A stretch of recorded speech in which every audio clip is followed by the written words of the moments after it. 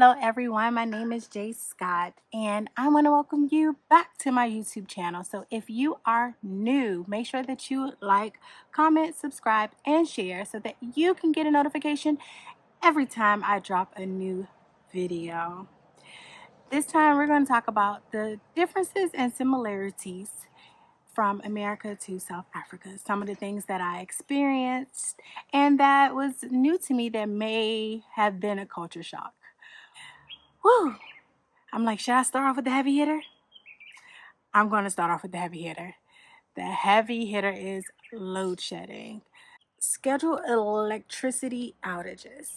And sometimes it's not, they don't stick directly to the schedule because you will wonder, why do I have it for 4 hours, 4.5 hours when it's supposed to be 2, or it didn't start, or it never came back on? And so load shedding is there no nomads or people that work remotely, because you definitely need Wi-Fi and electricity in order to get your work done and do the things that you need to do so that you can continuously live fabulously as a nomad around the world. But that's when the country scheduled to cut off the electricity in different parts of the country. And it's on a timetable, and that timetable differentiates depending on what zone or area that you may live in. That is, I would say, definitely one of the things that took me by surprise and was definitely a culture shock because I've never experienced that before. Load shedding is definitely a thing that if you want to come to South Africa, that you need to prepare a schedule for.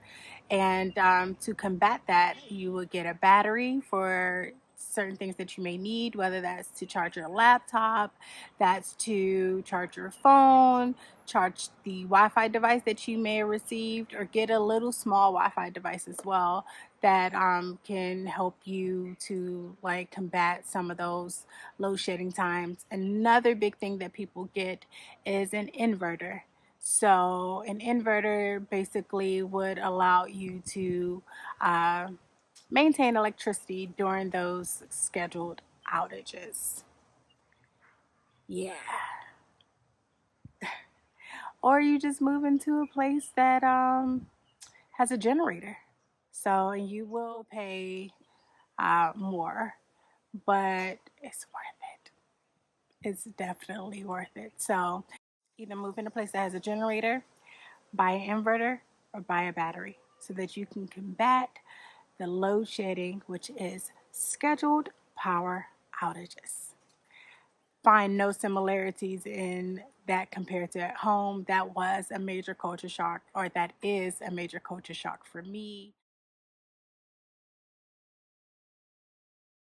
One of the similarities, but also a little different, is some of the things that we name, or so the things that we name that are different. And one of the main things is, so say if I have a napkin, some people call it serviette. So here they call that serviette.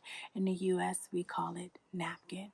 Another big difference is I was driving, or sorry, I don't drive here in South Africa, but when I was riding with my friend, we stopped at a light and they call it a robot. And so I didn't understand what a robot was. What it, for me, a robot is one of those machine things that just kind of like move around. But it is a traffic light. So we call them lights, traffic lights. And here it is called a robot. So it's literally a light that changes from red, yellow to green that signifies go, stop, slow down. So it's traffic light, robot. So it is very similar, just different names.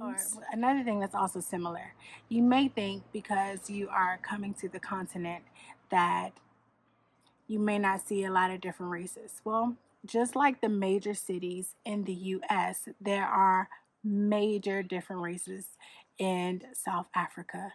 You have Indians, Asians, Jews, black people, obviously, but it's different cultures. So you have Zimbabweans, Kenyans, Zambians, all in South Africa. It's like a big melting pot. You have from Argentina, Nigeria. So South Africa is a huge melting pot, and it may be a culture shock to a lot of people, especially traveling from Europe or the US. You think you will come over here and may not see some of the different cultures that we experience there, but you will. You will definitely, definitely see that in South Africa. Another thing that is, I would say, similar to me that I did not expect is the weather. So South Africa has a winter, and I didn't expect that coming to Africa that they would experience winter, where in some parts it even snows, like in Lesotho. So South Africa has different seasons just like us, except for it's a little bit milder in certain parts. So like in Johannesburg, your winter wouldn't be as long as or as harsh as it is in New York. It would just be where you wear a coat early in the morning, you may wear a coat in the evening, and throughout the day the sun warms you up. So it's just like a nice fall, maybe spring, um, depending where you are in South Africa. You may catch some days where it's just a little nippy and you may need a coat all day, but it's not as bad. And most of the time it's just perfect, perfect chill weather. Another major thing, I wouldn't say it's major, but it is a culture shock for me, is that people that are more of a lighter brown skin are called coloreds. And where I come from, that was also a name that was given to us based on racism. And so it did take me back a bit, although I did read up on it before I came. Um, so that's something that we as African Americans may consider derogatory, and you just got to understand when you come to other parts of the world, you may have something that is similar and may have a different meaning. So here is just a name of a specific type of people, and that's kind of like us, where black and white mix, and that is called colored. And so I guess I would be considered colored, but I'm also considered black. So that is one of the things that was a definite culture shock for me, to hear someone being called colored. But understanding the history and the culture, it doesn't come off derogatory as if it would come off derogatory to if someone had said that to you in the US. If someone said that to you in the US, you'd be ready to fight, because it took a long, long time for us to combat that. So another thing is driving. So the difference between driving in the US and driving in South Africa is that in the US, the steering wheel is on your left hand side and your passenger rides on your right hand side. Well, here, the steering wheel is on the right hand side and your passenger is on the left hand side. So I tried to start driving. A lot of my friends already do it. It comes easy to them. And they said you just have to just practice. But I just tried it once. And as soon as I left the parking lot, I already was on the other side of the street. So I think it's just practice make perfect, or just putting myself behind the wheel more so that I could get more in tune with the different sides of the streets. And we all know that that happens all over the world, where it's on one side of the street where people drive and another side where people drive as well. And so one of the tricks or hacks that I learned or was told was just follow the cars in front of you. Just follow the cars in front of you and you'll be okay.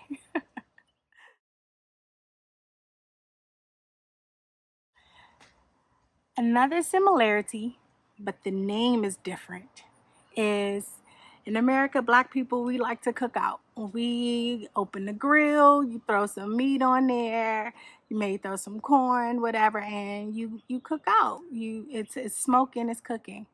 Here in South Africa, it is called a braai. And the braai is the same thing. So you're like, oh, I'm going to a braai. And so going to a braai is like going to a cookout. Going to a cookout is like going to a braai. So it's very similar. We like to cook out. And there's a lot of similarities. I realized that black people are the same all over the world. You started to notice certain things like at one of my friends' house, a guy came and knocked on the gate and wanted to cut his grass. And that reminded me of being at home where you have your neighborhood guy that knocks on the door and want to cut the grass. Or that's the person that cuts your grass and they come every Wednesday. And so I was just like, how similar is that? And just our mannerisms, where it's not at all that different. So once you kind of understand that it's literally is just a different location, you will pick up that there's not many differences.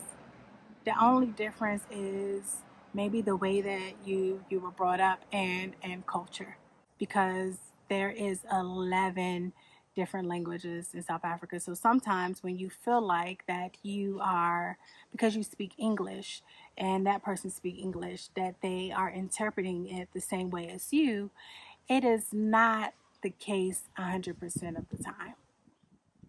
It is interpreted a little different based on how we were raised and how we were brought up and the different cultures. One of the major difference or culture shock for me is I like to walk around with my phone, and here I'm not able to do that so much. And the reason why I'm not able to do that is because of crime. But crime is everywhere. Someone can steal your phone in the US like they can steal your phone in South Africa. It's just that here it's a little bit more where you can't have your phone out based on, I guess, certain circumstances. So that was one of the things I didn't feel like I wanted to be able to walk out with my phone. Now that's not everywhere.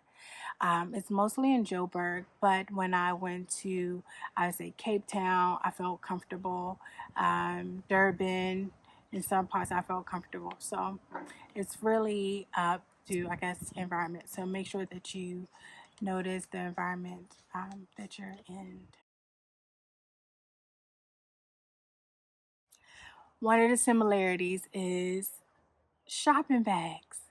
Ah, like I think when we first started doing this, I was annoyed, but it reached the other part of the world where you have to pay for your shopping bags at the grocery store. You have to do that in the States. You have to do that here in South Africa. So yeah, that's a similarity. Water. So South Africa has some of the best water in the entire world. Just look it up. Now, I usually don't drink faucet water because, as you know, in America, faucet water has a lot of chemicals here. However, the faucet water here in South Africa is very safe to drink. I still kind of do like go and get water because like I have a habit of doing that now.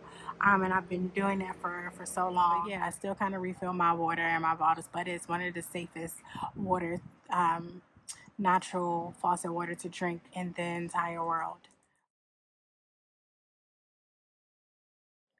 Oh, so similar yet different is garage and what we call gas station. It's the same thing, except for I think only in New Jersey is where you have a gas attendant that fills up your car. The difference is in the US, most places in the US, you have to fill up your own car.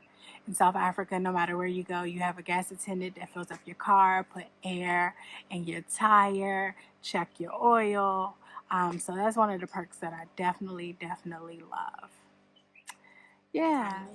So that is it of my similarities and differences, and I thank you for joining this channel. Stay tuned and make sure that your notifications is on, because a new video will be dropping soon, and we want to make sure that you are tuned in. So if you like this video, make sure that you like, comment, subscribe, and please share. I am your girl J Scott, and I will see you next time.